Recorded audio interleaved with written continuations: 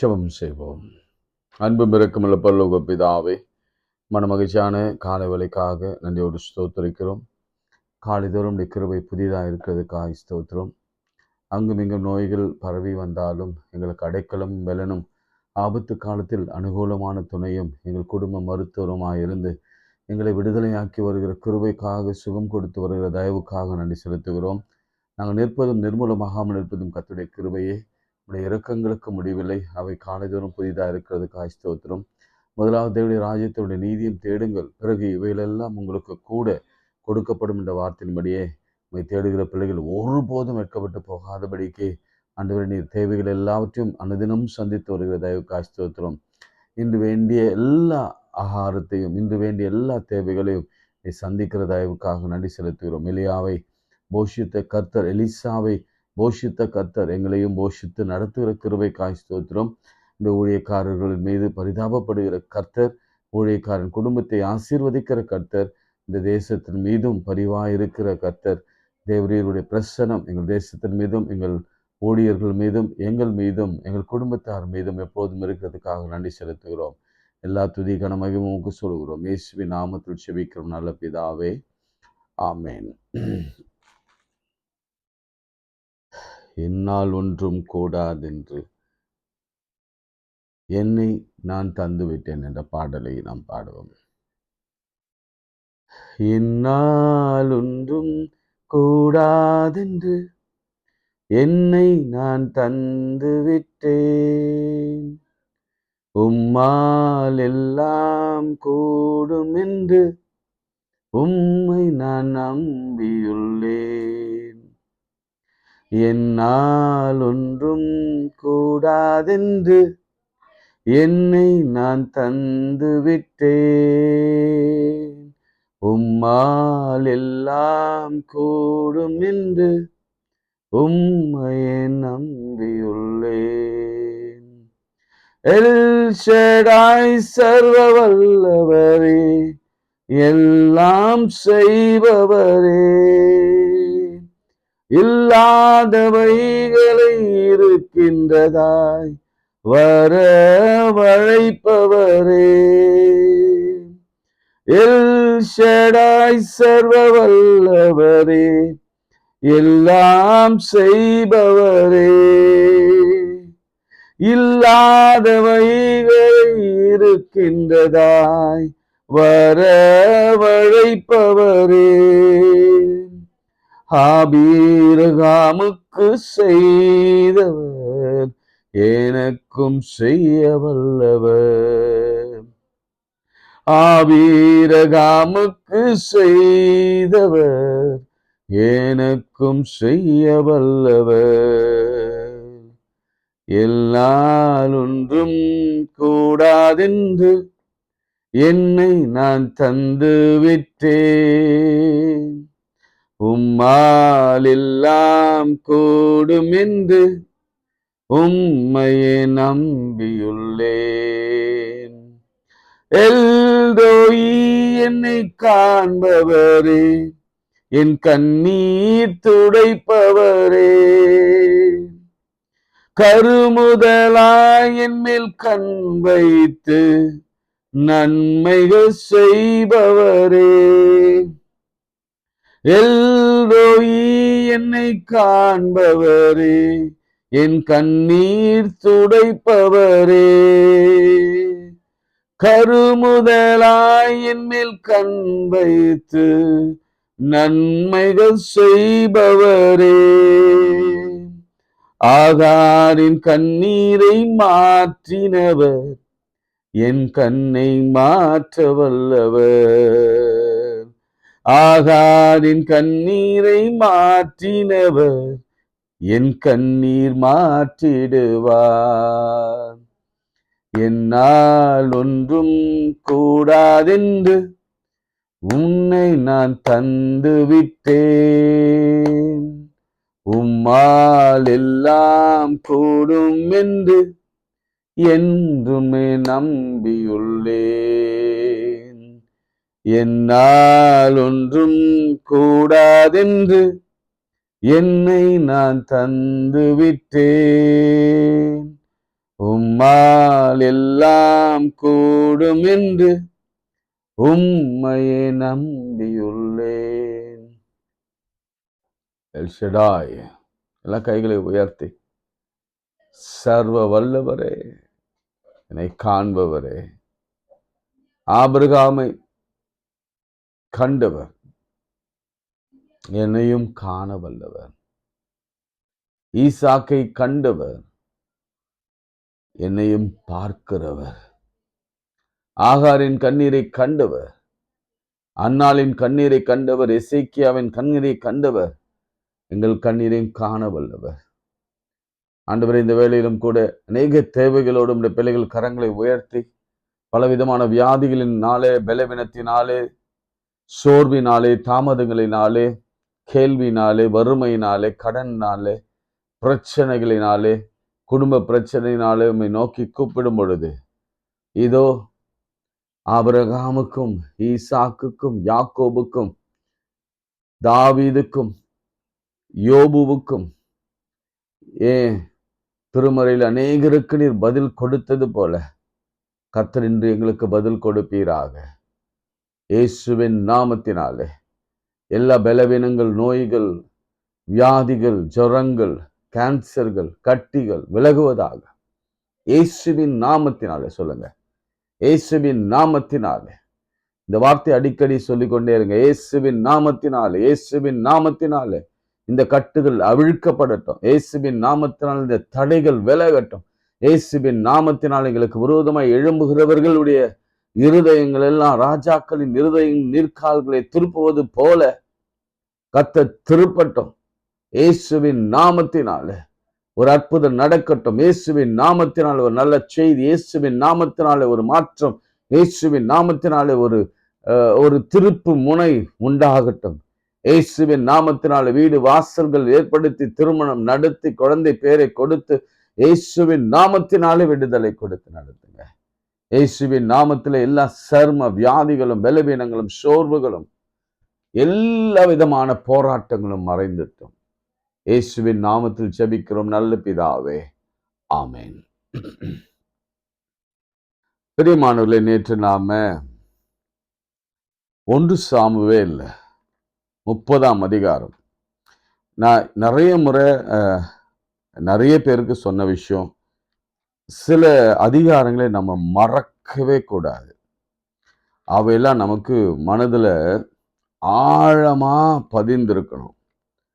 அதுல 1 சாமுவேல் 1ஆம் அதிகாரம் அண்ணா, 1 சாமுவேல் 30ஆம் அதிகாரம் நிச்சயமா நம்ம மனதுல ஆழமா பதிந்திருக்க வேண்டும். இல்ல, ஆரம்பத்துல உங்களுக்கு ஒரு சின்ன கேள்வியோடு கூட நான் ஆரம்பிக்க விரும்புகிறேன். நம்ம யோபுவின் சரித்திரத்தை பார்த்து கொண்டிருக்கிற வேளையிலே எப்படி நாம இந்த சோதனைகளில நாம் நடந்து கொள்வது, நாம் முன்னேறி செல்வது, சோதனைகளை சகிப்பது, சோதனைகள் வழியாக தேவனை மகிமைப்படுத்துவது, இல்லை சோதனை ஒரு இறுதி அல்ல, அது முடிவும் அல்ல. ஆண்டவரிடத்துல நாம் வருகிற பொழுது எப்படி கர்த்தர் மாற்றுகிறார் என்பதெல்லாம் நாம பார்க்க போகிறோம்.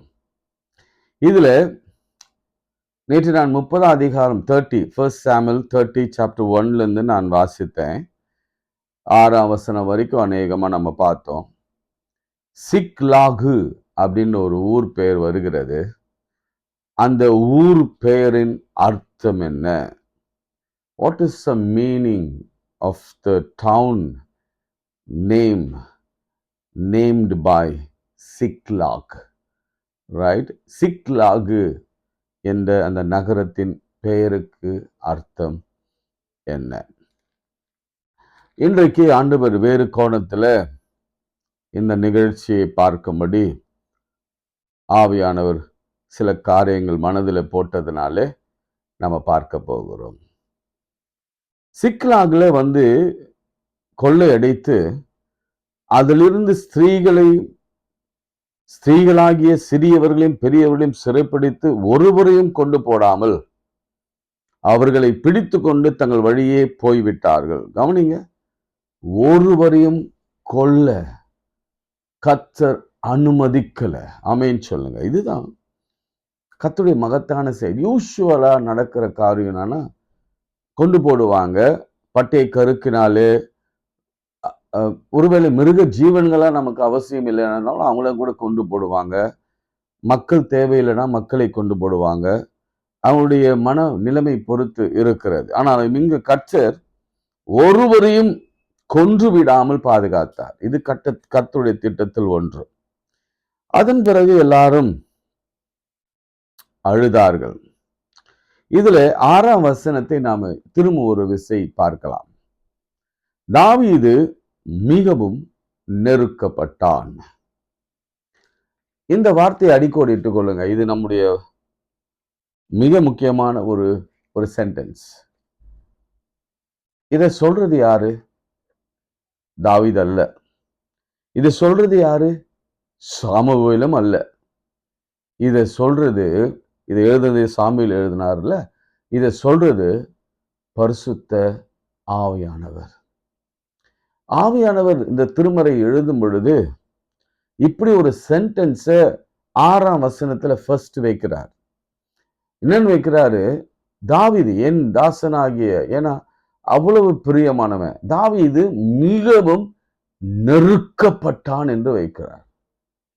அப்போ ஆண்டவருக்கும் நம்முடைய பரிசுத்த ஆவியானவருக்கும் நாம நெருக்கப்படுகிற பொழுது அவருக்கு அவராலே புரிந்து கொள்ள முடியும், அறிந்து கொள்ள முடியும், நம்முடைய வேதனைகளை அவராலே நன்கு உணர முடியும். அதனாலதான் இயேசுவின் வாழ்க்கை முழுவதும் பார்த்தீங்கன்னா அவர் நம்முடைய வேதனை நன்றாய் அறிந்திருக்கிறவர், உணர்ந்திருக்கிறவர், அவர் வேதனை கண்டவர், நம் வேதனையோடு கூட பயணித்தவர். அவருக்கு எல்லாம் தெரியும். அவருக்கு லாஸ் தெரியும், அவருக்கு அழுகை தெரியும், அவருக்கு சிரிப்பு தெரியும், அவருக்கு எதிர்ப்பு தெரியும். அவரை மறுதளித்தாங்க, அவரை எதிர்த்து பேசினாங்க, சண்டையிட்டாங்க, எல்லாவற்றையும் அறிந்தவர். அதனால இங்க ஆவியானவர் தாவீது அந்த பாதையிலே போகும் பொழுது அவரும் ஆவியானவரும் அவரோடு கூட இணைந்து போனதுனால அப்படி எழுதப்பட்டிருக்கிறது, தாவீது அதிகமாய் நெருக்கப்பட்டான். இதிலிருந்து நமக்கு காலையில ஆவியானவர் கொடுக்கிற செய்தி என்னன்னா, நாம நெருக்கப்படுகிற பொழுது கர்த்தரும் அப்படிதான் எழுதுவார். இந்த ஊழியக்காரன் அதிகமா நெருக்கப்படுகிறான், என் ஊழியக்காரன், நான் என் பேரை போட்டு கிளெமெண்ட் அதிகமாய் நெருக்கப்படுகிறான். உங்க பேரை போட்டு அதிகமாய் நெருக்கப்படுகிறாங்க. இது மனுஷன் சொல்றதல்ல, அல்லது பெற்றோர் உடன்பிறப்புகள் பார்க்கிறவங்க, யோபுவின் சிநேகிதர்கள் பார்த்து அப்படியே வாயடைத்து போய் நின்றார்கள், அப்படி அல்ல. இது ஆவியானவரே நம்மை குறித்து அனுபவித்து அல்லது உணர்ந்து சொல்லுகிற ஒரு வார்த்தை. அப்போ அந்த பெயின் அவருக்கு தெரியும். அந்த பெயின் தெரிஞ்சதுனால அந்த பெயின்லேருந்து எப்படி வெளியே கொண்டு வர முடியும், இந்த நெருக்கத்திலிருந்து எப்படி வெளியே கொண்டு வர முடியும் என்பதனான வழிகளும் ஆவியானவருக்கு தெரியும். ஆமென். நிச்சயமாக அவர் கொண்டு வருவார். அதை கோடிட்டுக் கொள்ளுங்க. அப்புறம் சகல ஜனங்களும் தங்கள் குமாரத்தி நிமித்தம் மன கிளேசமானதினாலே அவனை கல்லறிய வேண்டும் என்று சொல்லி கொண்டார்கள். கல்லறிய கொன்றணும் அப்படின்னு சொல்லி கொண்டாங்க. அது அவனுக்கு ஒரு பெரிய பாரமாக இருந்தது. அமலிக்கரே அவங்க பெண்டாட்டிகளை, அவங்களோட பிள்ளைகளை கொல்லாம கொண்டு போகும் சமயத்துல தாவீதோடு கூட உண்டு உறங்கினவர்கள், தாவீதினாலே வாழ்க்கையை பெற்றவர்கள் தாவீதை கொலை செய்ய வேண்டும் என்று விரும்பினார்கள். இதுதான் உலகம். நன்மையை நம்மிடத்துல இருந்து அனுபவித்திருப்பாங்க, நம்மிடத்துல இருந்து நன்மையை பெற்றிருப்பாங்க, நிறைய நன்மைகளை நாம செய்திருப்போம், உதவிகளை செய்திருப்போம், அவர்களுக்காக வழக்காடி இருப்போம், அவர்களுக்காக பரிந்து பேசியிருப்போம், அவர்கள் நிமித்தமா நாம துன்பப்பட்டிருப்போம், அசிங்கப்பட்டிருப்போம், அவமானப்பட்டிருப்போம், தாவீது போலவே.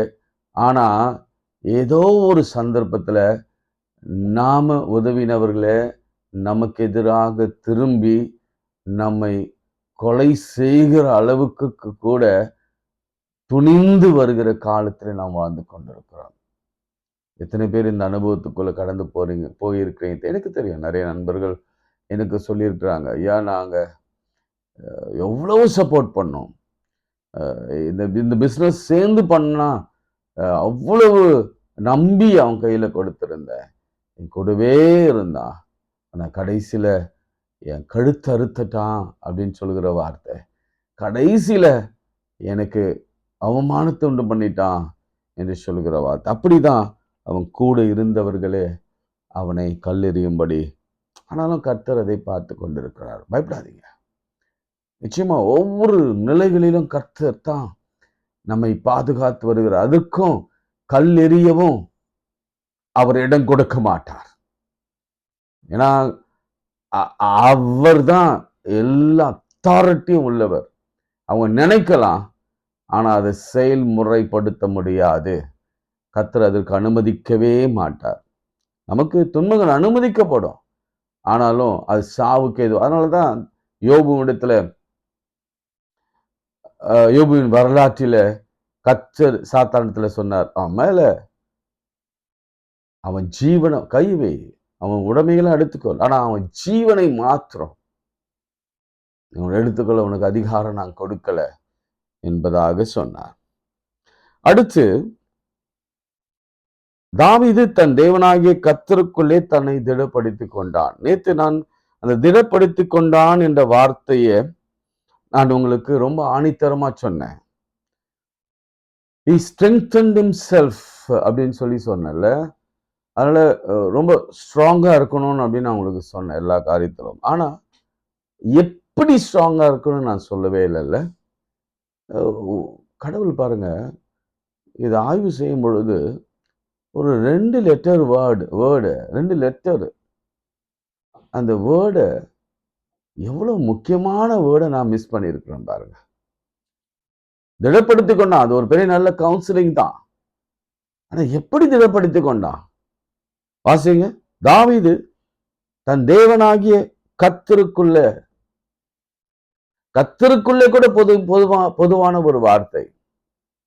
எல்லாம் சொல்லலாம், கடவுளுக்குள்ள திடப்படுத்திக் கொள்ளுங்க அப்படின்னு ஒரு பொதுவான வார்த்தை சொல்லலாம். ஆனா தன் தேவனாகிய கர்த்தர், தன் தேவனாகிய கர்த்தருக்குள்ள அவன் திடப்படுத்தி கொண்டான். இதுதான் ஆச்சரியம். அவனுடைய தேவனாகிய கர்த்தருக்குள்ள. இந்த சூழ்நிலை பார்த்தீங்கன்னா உங்களுக்கு தெரியும். சவுல் ஒரு பக்கம், இங்க அமலேக்கியர்கள் மனைவிமார்களை கொண்டு போனாங்க. இந்த 2 மனைவிக்கும் பேருக்கும் அர்த்தம் உண்டு. அதாவது 2 மனைவிக்கு பேர்களை இங்க போட்டிருக்கிறாங்க. அவங்க பேர்கள் என்னன்னா, ஒன்று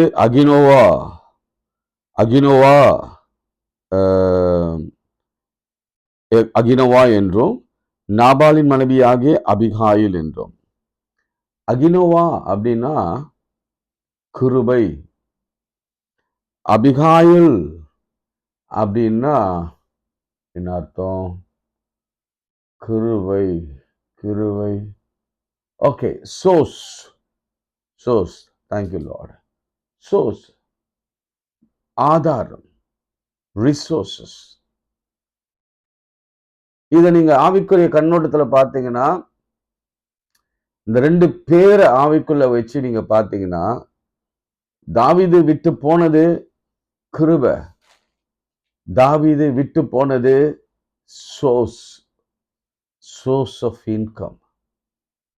உங்க வாழ்க்கையில கிருபையும் இழந்து போய் சோர்ஸும் இழந்து போனா என்ன நடக்கும் என்பது தாவீது இங்க ஒரு உதாரணமாக இருக்கிறார். நம்முடைய வாழ்க்கையில கூட சில நேரங்களில் கிருபையை நம்ம இழந்த மாதிரி ஒரு நிலைமைக்குள்ளே நாம் சில நேரங்களில் தள்ளப்படுகிறோம். கிருபை நம்ம விட்டு விலகிட்டு. அதனாலதான் மோசே சொன்னான், உன்னுடைய சமூகமும் உன்னுடைய கிருபை இல்லாம. கிருபை எப்போதும் அவன் நாடிக்கொண்டே இருந்தான். அதனால்தான் சங்கீதங்களில் அநேக இடங்களில் கர்த்தர் நல்லவர், அவர் கிருபை என்றும் உள்ளது. மீரியாம் அழகான பாடல் பாடினார், கர்த்தர் நல்லவர், அவர் கிருபை. அவருடைய கிருபை இல்லாமல் வாழ முடியாது. அது இரக்கம், தயவு. அதாவது நம்ம கிருபைனாவே உங்களுக்கு எல்லாருக்கும் தெரியும். தகுதி இல்லாது இருக்கிற நமக்கு ஆண்டவர் பாராட்டுகிற நன்மைகள், ஆசீர்வாதங்கள், அற்புதங்கள் தான் கிருபை. காலை தோறும் அவருடைய கிருபை புதிது. அதனாலதான் காலையில கிருபையை தேடுங்கன்ற. காலையில அவர் கிருபை கொடுக்க வருகிறார், தினந்தோறும் வருகிறார். அது இல்லைன்னா நம்ம நிற்க முடியாதுங்க. நம்மளுக்கு இருக்கிற உபத்திரவத்துல ஒருவேளை நம்ம ஆண்டவரை விட்டு தன் தேவனாகிய கர்த்தர அப்படின்னு வார்த்தை இருக்குல்ல, தன் தேவனாகிய கர்த்தரை விட்டுட்டோம்னா அந்த கிருபையை சுதந்திரிக்கவே திரும்ப முடியாது. அந்த ரிசோர்ஸை திரும்ப பெற்றுக்கொள்ள, சோர்ஸை திரும்ப பெற்றுக்கொள்ள முடியுமா? நிச்சயம் முடியாது. அதனாலதான் காலை தூரம் அவருடைய கிருபையை தேடணும். இப்ப தாவீது என்ன நினைச்சா மனசுல அப்படின்னா, ஐயா நீங்க என்ன விட்டாலும் பரவாயில்ல, நான் உங்களை விடுறதா இல்லை. நீங்க எங்களை விட மாட்டீங்க, ஆனால விட்ட மாதிரி தெரிஞ்சாலும் பரவாயில்ல, அப்படி ஒரு சூழ்நிலை ஏற்பட்டாலும் பரவாயில்ல, ஆனா நான் உங்களை விடுறதா இல்லை. எத்தனை பேர் அப்படி சொல்ல முடியும் இந்த காலை வேளையில? ஏன்னா இந்த உலகமே கைவிட்டாலும் சரி, அவ்வளவு நீங்களே என்னை கைவிட்ட மாதிரி நானே பிரமிப்புக்குள்ள நான் ஆழ்ந்து போனாலும் சரி, நான் உண்மை கைவிடுவதில்லை என்று சொல்லுகிற கூட்டம் தான் கர்த்தருக்கு தேவை. இவ்வளவு பிரச்சனை நடுவில் அவன் சொல்றான், தாவீது தன் தேவனாகிய கர்த்தருக்குள்ளே தன்னை திடப்படுத்தி கொண்டான். அதனாலதான் தாவீதை பற்றி ஏசாயா 55:3 இப்படி வாசிக்கிறோம். கேளுங்கள் அப்பொழுது, ஐசாயா 55:3, கேளுங்கள் அப்பொழுது உங்கள் ஆன்மா பிழைக்கும், தாவீதுக்கு அருளின நிச்சயமான கிருபைகளை உங்களுக்கு நித்திய உடன்படிக்கையாக ஏற்படுத்துவேன். ஆமென். நிச்சயமான, அது என்னங்க நிச்சயமான கிருபை? கிருபையில நிச்சயமான கிருபைன்னு ஒண்ணு இருக்கா? அதுதான் ஆண்டவரை நம்பின வாழ்க்கை. தாவீது அவ்வளவு கைவிடப்பட்ட நிலையில ஆண்டவரை குறை கூறவும் இல்லை, ஆண்டவரை பற்றி தூஷிக்கவும் இல்லை. எப்படி யோபு இருந்தானோ அதே போலவே தாவீதும் அவன் மனசு கிளேசப்பட்டான், அழுதான், பெலன் போகும் பற்றும் அழுதான். ஆனாலும் ஆண்டவரை ஒரு வினாடி கூட அவன் சந்தேகிக்கவில்லை, அவருடைய அன்பை சந்தேகிக்கவில்லை. அதனாலதான் சொல்றான், தாவீது தன் தேவனாகிய கர்த்தருக்குள்ளே தன்னை திடப்படுத்திக் கொண்டான். 7ஆம் வசனம், தாவீது அமலேக்கனாகிய குமாரனாகிய அபியாத்தார் எனும் ஆசாரியனை நோக்கி. இப்போ அடுத்து ஒரு காரியத்தை செய்யணும். ஃபர்ஸ்ட், நம்ம கர்த்தரை விட்டுறக்கூடாது.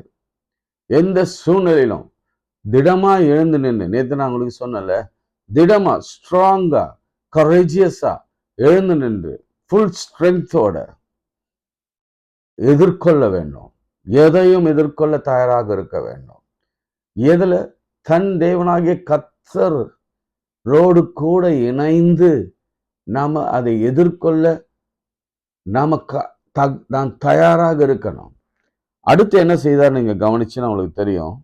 அபியாத்தார் அபியாத்தார் அபியாத்தார் அப்படின்னா என்ன அர்த்தம்னா, அபியாத்தார் அப்படின்னா நிறைவான தகப்பன் என்ற அர்த்தம். abundant father, abundant father. நல்ல கவனிங்க, ஒவ்வொரு வார்த்தைக்கு அர்த்தம். முதல் மனைவி கிருபை, இரண்டாவது மனைவி என்ன சொன்ன சோஸ்.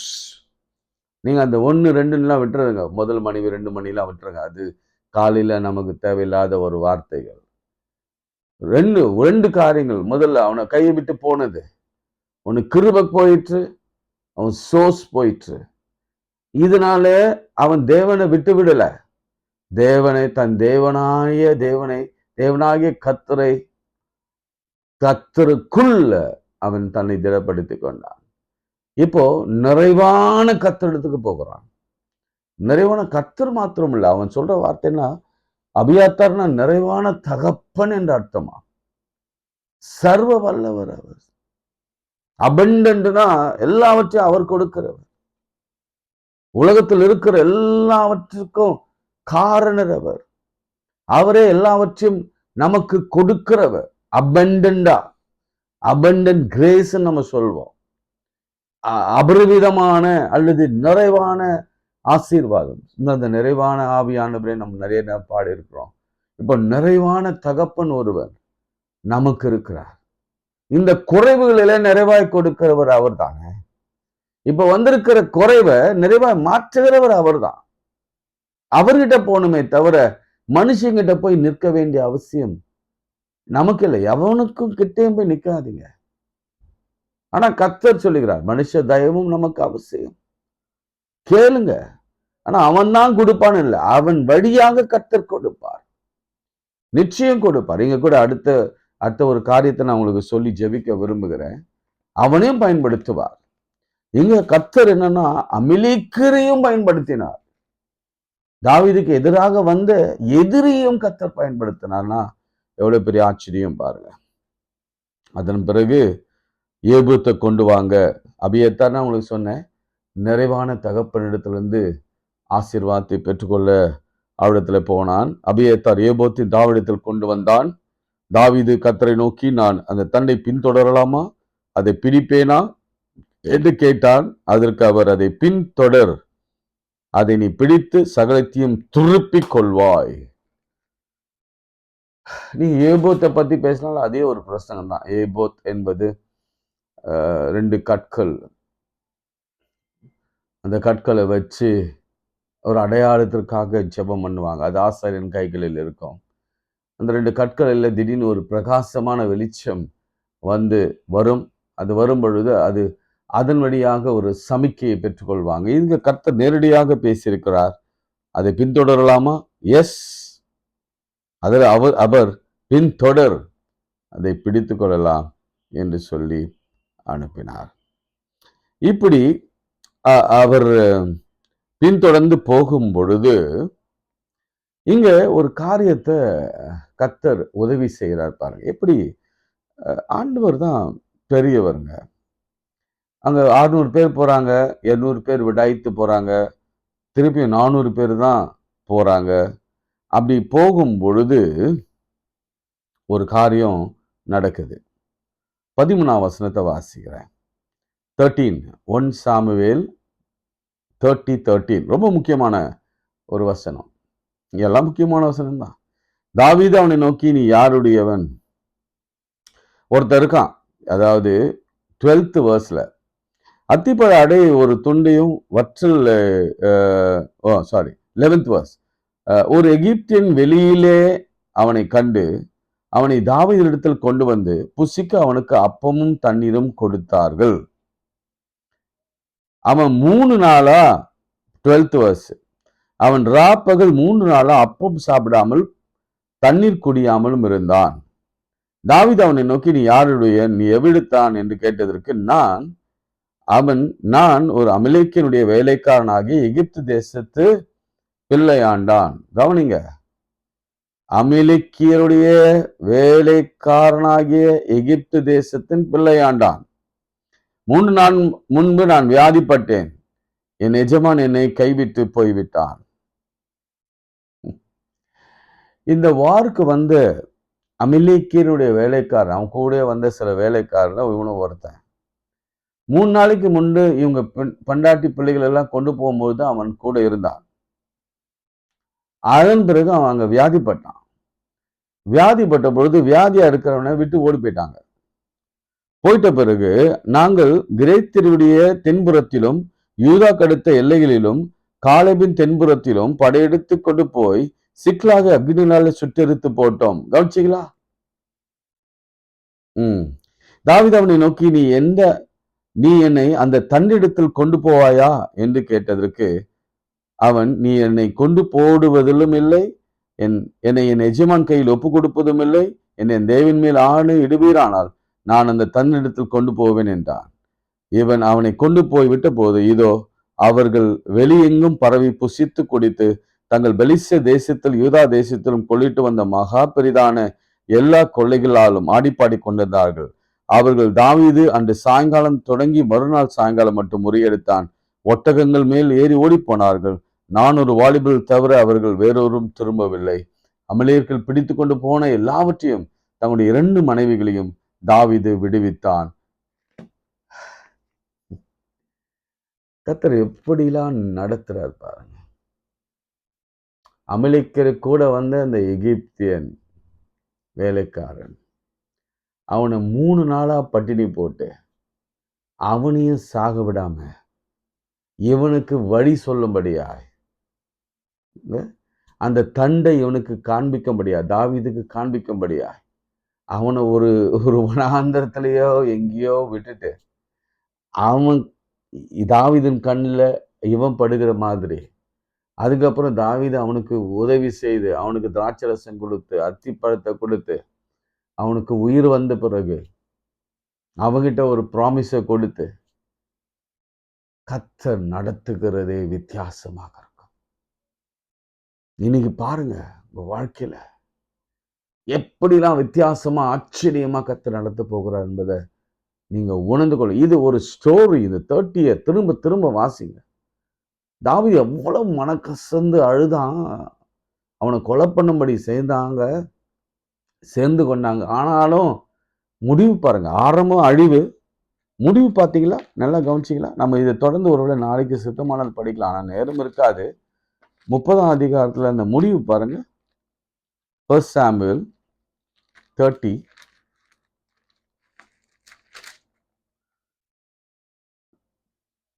அந்த 1 சாமுவேல் 30ல இங்க முடிச்சிட்ட பிறகு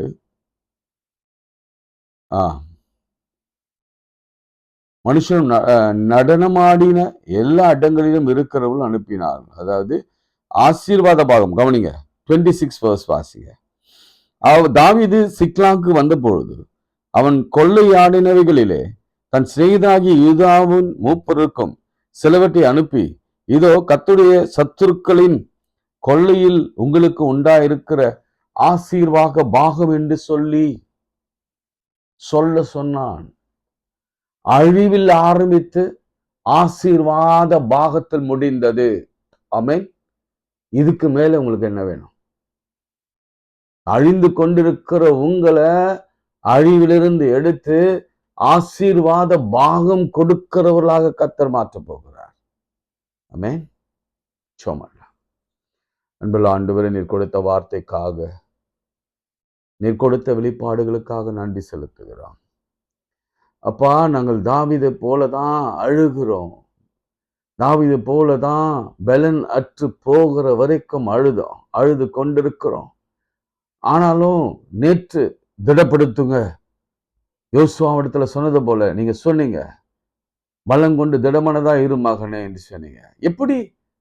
தன் தேவனாகிய கர்த்தருக்குள்ள திடப்படுத்தி கொண்டான். யார் அந்த தன் தேவனாகிய கர்த்தர்? ஒரு நிறைவான தகப்பன் அவர். Your father to me as for Lord. ஒரு அப்பா தம் பிள்ளைகளுக்கு மீனை கேட்டா பாம்பை கொடுப்பாரோ? கல்லை கொடுப்பாரோ? ஆண்டவர் சர்வ வல்லவர். எல்லாவற்றையும் அவர் கைகளில் வைத்திருக்கிறார். இன்னைக்கு குறைவோட, வேதனையோட, இழப்போட, தேவையோட, தேடுதலோட, வேட்கையோட, தாமதத்தோட, பலவீனத்தோட, சோதனையோட, சோர்வோட, ஓ க்ளோரி, நோக்கி பார்க்கிறவர்களுக்கு கர்த்தர் குறைவில்லாம தரப்போறீங்க. அதுக்காக உமக்கு ஸ்தோத்திரம். அழிவில் ஆரம்பித்த அந்த நிகழ்ச்சி சிக்லாக்கு முடிவில் ஆசீர்வாதம் பாகமாக முடிந்தது. அப்படி ஆசீர்வாதம் பாகம் செலுத்துகிற பெரிய கூட்டமாக இந்த கூட்டத்தை கர்த்தர் மாற்றுவீராக. ஜெபிக்கிற இந்த ஒவ்வொரு கூட்டமும் ஆசீர்வாத பாகம், சாட்சியா நிற்கிற பாகம். தாவீதுக்கு அருளின நிச்சயமான ஈவுகளை உங்களுக்கு நான் தருவேன் என்று சொன்னவர் தந்து ஆசீர்வாத பாகங்களாக எங்களை மாற்றுவீராக. நிச்சயமாக ஒரு பிள்ளை கூட சாட்சி இல்லாமல் இன்னைக்கு போகவே கூடாது. ஒரு பிள்ளை கூட, இதுல ஜெபத்துல கலந்து கொண்டிருக்கிற ஒரு பிள்ளை கூட சாட்சியின் இல்லாம போகவே கூடாது. எல்லாரும் ஆசீர்வாதத்தின் பாகங்கள் பெற்றுக்கொள்ள வேண்டும். எஸ் லார்ட், எல்லாருக்கும் அனுப்பி வைக்கிறோம் ஆண்டவரே. தாவீது அனுப்பி வைத்தது போல எல்லாருக்கும், யூதாக்கு மாத்திரமல்ல, 12 கோத்திரத்துக்கு அதை பார்த்து கொண்டிருக்கிற 1000க்கு மேற்பட்ட பேர்களுக்கு ஆசீர்வாதமாகும் போகட்டும். கர்த்தர் நல்லவர். அப்பா அம்மா, திருமணம், குழந்தையின்மை, வயதானவங்க, கேன்சர், கிட்னி, இப்படி பலவிதமான வியாதிகள், ஜுரம், கோல்டு, சைனஸ், டிபி, முடக்குவாதம், எலும்புகள்ல, ஸ்பைன்ல, வெற்றிக்கோ தேர்வு எழுதுகிற பிள்ளைகள், ஆமேன், ஜெபம் பண்ணுங்க. ஒரு ரிசல்ட்காக காத்திருக்கிற பிள்ளைகள் ஜெபம் பண்ணுங்க. ஆண்டவர் ஜெயத்தை கொடுக்கிறவர். தானியேலின் காரியமோ வென்றால் ஜெயமாய் முடிந்தது. நம் பிள்ளைகள் 10 மடங்கு சமத்தராக கர்த்தர் இந்த 10ஆம் மாதம் மாற்றட்டும். இஸ்ரவேலின் அமைதிக்காக நாங்கள் ஜெபிக்கிறோம், பாதுகாப்புக்காக ஜெபிக்கிறோம். ஊழியர்களை ஆசீர்வதியும். அப்போ ஒரு நல்ல செய்தி, தேங்க்யூ லார்ட், நாங்கள் மகிழ்ச்சி அடைகிற ஒரு நல்ல செய்தியை கர்த்தாவே எங்களுக்கு தாரும். உம்மையே நம்பி இருக்கிறோம். தாவீது இம்மி அளவிலும் கூட உம்முடைய விசுவாசத்தை விட்டு விலகி போகவே இல்லை. உன் கிருபை போனாலும், சோசே போனாலும் அவன் உம்மை விட்டு விலகி போல. அப்படின்னு நாங்களும் உம்மை விட்டு விலகி போகாமல் இருக்கிறோம். அப்பா, ஏதாவது பேசி இருந்தால் கூட தயவாக மன்னியும். விலகி போகாமல் இருக்க தன் தேவனாகிய கர்த்தருக்குள்ள தன்னை திடப்படுத்திக் கொண்டான் என்று சொல்லி அந்த திடப்படுத்திக் கொள்ள உதவி செய்யும். இயேசுவின் நாமத்தில் ஜெபிக்கிறோம் நல்ல பிதாவே, ஆமென். நமது ஆண்டவராகிய இயேசு கிறிஸ்துவின் கிருபை, பிதாவாகிய தேவனுடைய அன்பு, பரிசுத்த ஐக்கியம் நம் அனைவரோடும் இன்னும் இன்னும் சதாக்கள் நினைத்திருப்பதாக, ஆமென். பிரியமானவர்களே, இந்த ஆசீர்வாத பாகத்தை ஷேர் பண்ணுங்க ப்ளீஸ். ஏன்னா இன்னைக்கு நான் இந்த நேற்று பிரசங்கம் முடித்து நிறைய ரெஸ்பான்ஸ் என்னன்னா, ரிப்ளை என்னன்னா, நிச்சயமாகவே ஆண்டவர் எங்களோடு பேசினார். அவ்வளவு உபத்திரவத்தில், அவ்வளவு கண்ணீரில், அவ்வளவு இழப்பில், அவ்வளவு விரக்தியில ஜனங்கள் போய் கொண்டிருக்கிறாங்க. தயவு செய்து தகப்பன்மார்களுக்கு, தாய்மார்களுக்கு, என் அன்பு சகோதர சகோதரிகளுக்கு, வாலிப பிள்ளைகளுக்கு நான் சொல்றது என்னன்னா, இதை ஷேர் பண்ணுங்க. ஆண்டவர் நிச்சயமாக அவர்களுக்கு ஒரு வாழ்க்கை வைத்திருக்கிறார். யாரு மூலமாவது வரும். எகிப்தியன், அதாவது நீங்க அது ஆச்சரியம் என்னன்னா, எதிரிடத்திலிருந்தே அவனுக்கு பச்சனம். எப்படி நம்ம சிம்சோன்ல நம்ம அந்த விடை, அந்த என்ன சொல்வோம், அந்த மாதிரி சிங்கத்திலிருந்து பச்சனம் வந்தது என்று சொல்லி, அந்த மாதிரி எதிரிடத்திலிருந்து நமக்கு கர்த்தர் நன்மைகளை செய்து கொடுப்பார். தயவு செய்து எல்லாருக்கும் சப்ஸ்கிரைப் பண்ண சொல்லுங்க, ஷேர் பண்ண சொல்லுங்க, ஜெபத்தில் பங்கு பாருங்க. நம்ம எப்பவுமே ஆண்டவர் விட்டுறக்கூடாது. அவ்வளோதான். என் சூழ்நிலை, உங்கள் சூழ்நிலை, எந்த சூழ்நிலையாக இருந்தாலும் இருக்கட்டும், நம்ம தேவனை விடாமல் இருக்கணும். தன் தேவனாகிய கர்த்தருக்குள்ள திடப்படுத்தி கொண்டான். அப்போதான் ஆண்டவர் சொன்னார், தாவீதுக்கு அருளின நிச்சயமான கிருபைகளை நான் உங்களுக்கு அருளி செய்வேன். God bless you. God bless you.